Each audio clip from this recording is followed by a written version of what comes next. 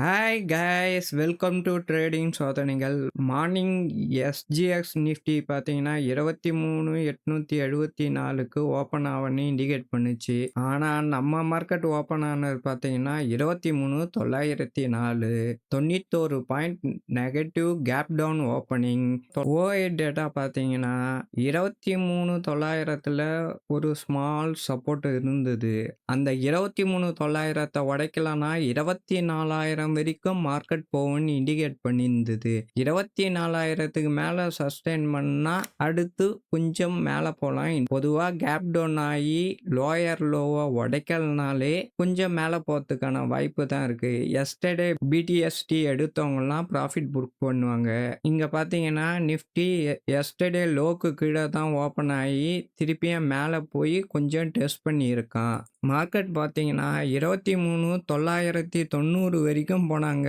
அதுக்கு மேலே உடைக்க முடியல, சஸ்டெயினும் ஆக முடியல. அதுக்கு காரணம்னு பார்த்தீங்கன்னா பேங்க் நிஃப்டி கீழே இறக்கிட்டான். ஃபின் நிஃப்டியும் அதே மாதிரி தான் இருந்தது. ஐடியும் பெருசாக சப்போர்ட் பண்ணலை. ஆனால் ஆட்டோ மட்டும் ஒரு பக்கம் மேலே ஏறின்னு இருந்தான்.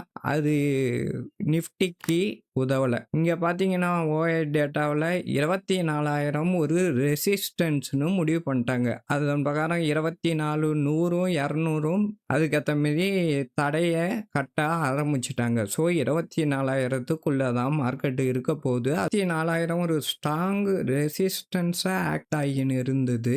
இங்கே பார்த்தீங்கன்னாலே உங்களுக்கு தெரியும். அதன் பிரகாரம் பார்த்தீங்கன்னா அதுக்கப்புறம் நிஃப்டியை ஒரே வழியாக இறக்கிட்டாங்க.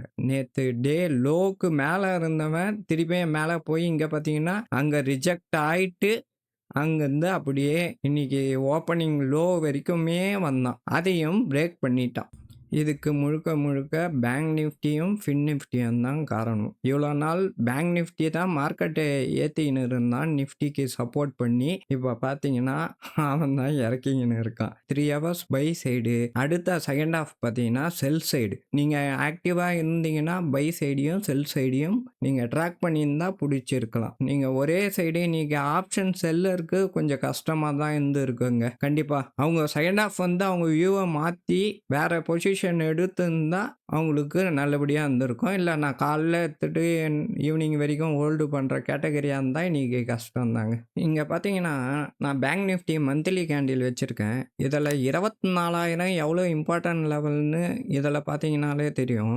மார்ச் மந்த்துக்கு அப்புறம் மேலே ஓப்பன் இருந்தால் கீழே வந்து க்ளோஸ் வச்சுட்டான். திருப்பியும் வந்து க்ளோஸ் மேலே வைப்பான்னு பார்த்தீங்கன்னா ஏப்ரல் மந்த்தும் பார்த்தீங்கன்னா க்ளோஸ் பார்த்தீங்கன்னா 23,997, ஒரு 3 பாயிண்ட் கம்மியாக வச்சுருக்கான். சரி, ஓகே, அடுத்த மந்த்தாவது மேலே போவான்னு பார்த்தேன்னா அவன் வந்து ஏப்ரல் மந்த் ஐயவே உடைக்கல. இங்கே பார்த்தீங்கன்னாலே தெரியும்.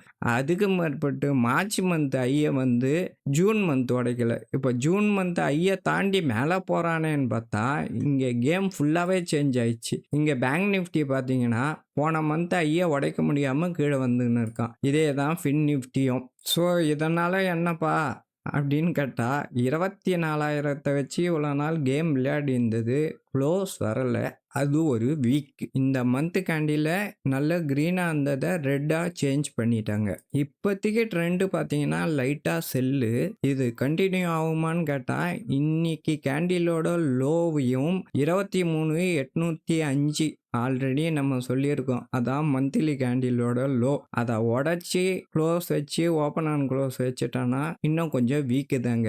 ஆனால் போன மந்த்து கேண்டில் லோவை உடைச்சாதான் இன்னும் கீழே போகிறதுக்கான வாய்ப்பு இருக்கு. அதுக்கு இன்னும் டைம் ஆகும். யாரு என்ன சொன்னாலும் டெக்னிக்கலாக பார்த்தீங்கன்னா போன மந்த்து கேண்டில் லோவை உடைச்சாதான் இன்னும் ஃபாலோ ஆகும். அதுக்கு இன்னும் எவ்வளவோ இருக்கு. அவ்வளோ தூரம் வருமானா தெரியாது. நம்ம வீக் கேண்டிலை ட்ராக் பண்ணி பார்ப்போம். இன்னும் பார்த்தீங்கன்னா 5 ஒர்க்கிங் டேஸ் இருக்கு இந்த மந்த்து முடியத்துக்கு. ஸோ வெயிட் பண்ணி பார்ப்போம், ட்ராக் பண்ணும். இப்போ 24,000 கீழே open and close red colour candle வந்ததுனால நாளைக்கு கேப் டவுன் ஆச்சுன்னா திருப்பியும் 23,805 டெஸ்ட் பண்ணலாம். அங்கே அதை அவனால் சஸ்டெயின் ஆக முடியலன்னா ஃப்ரைடே ஃபுல்லாக ஃப்ரை பண்ணியும் எடுக்கிறதுக்கான வாய்ப்பு இருக்குது. இது பேங்க் நிஃப்டிக்கிட்டையும் ஃபின் நிஃப்டிக்கிட்டையும் இருக்குது. ஹெச்டிஎஃப்சி பேங்க்கெல்லாம் போட்டு அடின்னு அடிச்சுன்னு ஆல்ரெடி இங்கே ஒரு கேப் இருக்குது. 12 ஜூனுக்கும் 15 15 ஜூனுக்கும் நடுவுல அந்த கேப்ப நாளைக்கு ஃபில் பண்ணதுக்கான வாய்ப்பு இருக்கு. வாட்ச் பண்ணி பாருங்க. ஃபைனலா நிஃப்டி பார்த்தீங்கன்னா,